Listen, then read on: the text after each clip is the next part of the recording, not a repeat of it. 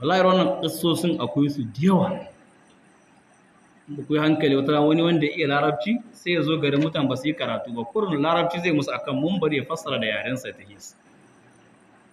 Haka ma wani jahili ya ce wani yanki ya ga mutan suna duke mai ɗimbin yawa, shanu ne miye ne mala, sai ya zagaye garin duk ya ga kai ba ɗaliban ilimin bari, sai ya zo ya ce ya babu juma'a, suka ce ai aka ce bai kai ba, ku gina juma'a.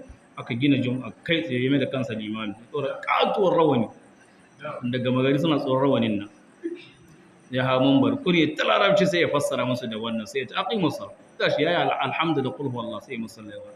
Aka mai da babban malami.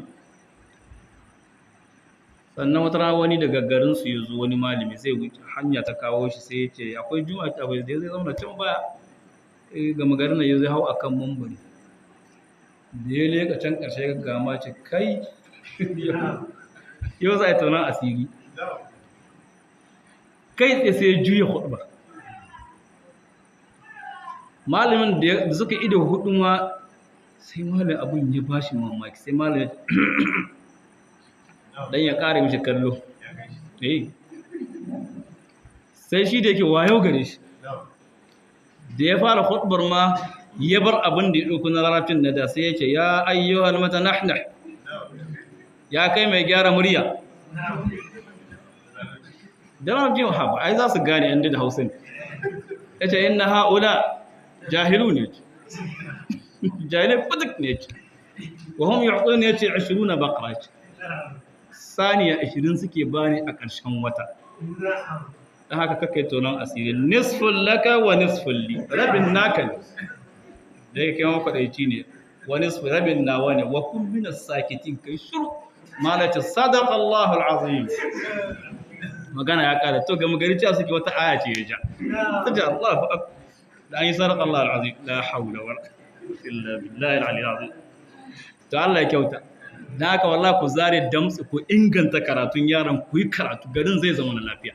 Amma aka kiya tafiya za ta yi tafiya, wallahi masu karatun mutuwa za su yi. Wasu jahilai 'yan duniya sai su ɗaure katuwar rawani su zo sai yanda suka ga dama za su yi da 'yan bayan kuma. Ta wannan jikoki idan suka tada ya za su yabe kuma, bai yiwa su yabe ku, sai wannan sun kashe ilimi, sun kashe duniya, sun kashe kaza da kaza. Ilimi dole a inganta shi. Wallahi ƙasa an babu ilimin addini fa babu ƙasa. Babu ƙasa, kullum za ku zamanto bindi a cikin tafiya wutsiya, jaye da ku ake, ba za ku zama hanci ba. Amma ka tsaka inganta ilimin, to za mu zamanto mu ne masu faɗa a shi. Wasu ƙasashen ma za su zo su nemi ɗan'anmu su yi tsada, ce haɓa mu muna ba za mu bayar ba. Amma ba ka za mu zamanto wutsiya a cikin tawagayen wa musulmi. Wannan barcin da muke fa wallah baya da kyau. Mu bar ce ilimi sai an je kaza sai alalala na nan din mu tsaya mu haɗa ƙarfi da ƙarfi mu inganta shi, sai a fitar da hafizai, mahaddatan Qur'an na fitar hankali, mahaddatan hadisai, mahaddatan aqida.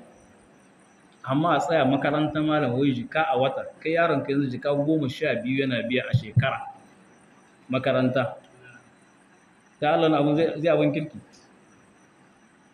Wannan ko malamin manyunwacin ka ɗauka ka bashi wannan kuɗin zai tsaya maka abin kirki?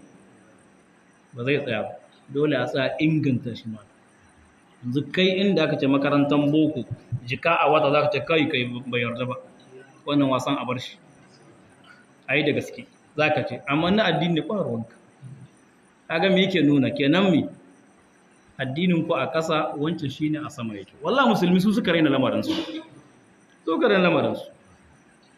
amma idan sun ba nasu kima dole wani ya kimanta shi, amma ku ka raina naku. Kadiban ziyaranka ranar da za a yi karatun boko malam, tun da sahi ba sa barka, gaban ka ma za su tashi su ɗora ruwan zafi su yi, ba kai saka yi barcin sahiya ba, tarkace wannan dan kwaramniya sai bakwai in ta sun fita shikin yanzu ne alhamdulillah za ka san kaɗan rumsa. Amma na addini ne kana ta watsarwa suna shinkori, ka ɗau bulala kai ba lokaci bai malam ma bai zuwa sai tara zai zo, kamar mu da Allah mashakata la haula wala. To dan iyayen ku sa ma ƴaƴanku wannan tunanin cewa na boko shine fa wayewa, wannan bai da kima, ku ka sa musu wannan tunanin.